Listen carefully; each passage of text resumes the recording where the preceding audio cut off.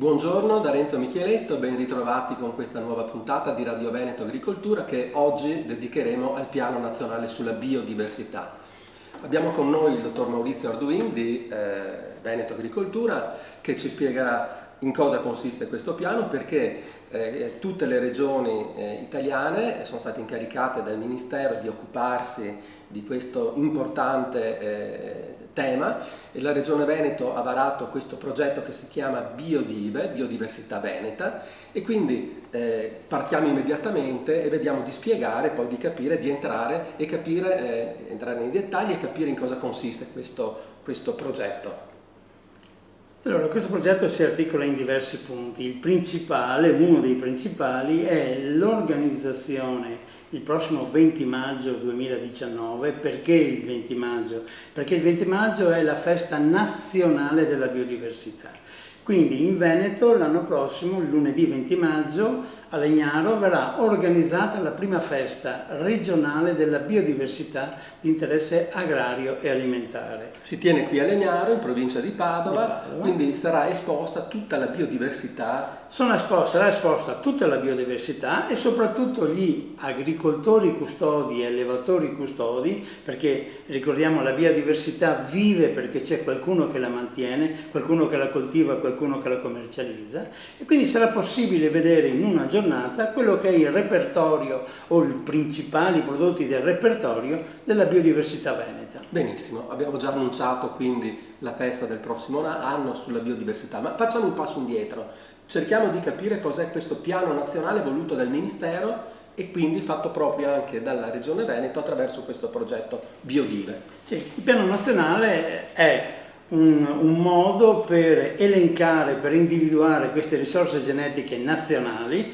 quindi ogni regione ha le proprie risorse genetiche, e come valorizzarle, come difenderle, come promuoverle. La Regione Veneto, con il progetto Biodive, ha incaricato Veneto Agricoltura di portare avanti alcuni punti, tra cui questo, che abbiamo appena parlato della Festa Nazionale della Biodiversità, l'individuazione di giudici avicoli, perché è un settore che manca a livello nazionale e il Veneto da solo ha il 60% delle risorse genetiche avicole nazionali, e poi avremo un portale web per mettere a disposizione dei consumatori ma anche degli agricoltori tutte le caratteristiche, i servizi e i prodotti relativi alla biodiversità. Ecco, ricordiamo a questo proposito, hai citato la biodiversità avicola, che in una delle precedenti puntate di Radio Veneto Agricoltura ci siamo occupati proprio della conservazione della biodiversità avicola. Quindi in questo caso invece è a 360 gradi tutta la biodiversità, esatto, non solo quella zootecnica ma anche frutticola e così via. Soprattutto orticola, sì. Il cittadino comune cosa trae da tutto questo?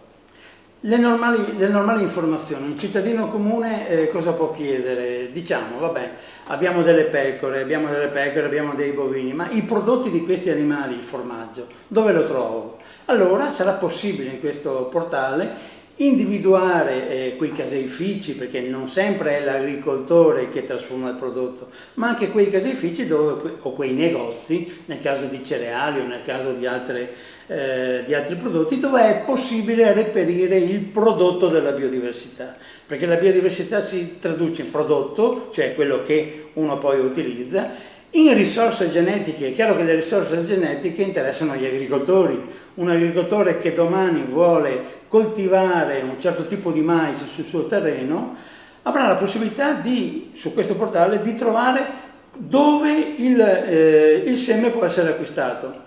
E poi ovviamente i servizi, perché un conto è acquistare il prodotto, acquistare le risorse genetiche, e un conto è avere chi ti dà una mano poi a coltivarlo, a tenerlo sano, eccetera. Quindi avremo tre caratteristiche: risorse genetiche, prodotti e servizi. Quindi non solo conservazione, ma anche valorizzazione di questo immenso patrimonio che purtroppo non sempre noi conosciamo. Sì, soprattutto valorizzazione, perché la conservazione può esistere nel momento in cui i prodotti vengono utilizzati. Risorse genetiche di interesse agrario e alimentare vuol dire che servivano all'alimentazione, che erano utili e sono ancora utili all'alimentazione umana. Portiamo qualche esempio come dire, di conservazione. Come dicevo prima, abbiamo già parlato in una precedente puntata delle razze avicole, ma il patrimonio veneto vale per ogni regione ovviamente, ma per il Veneto il patrimonio da conservare è immenso. Portiamo qualche esempio importante.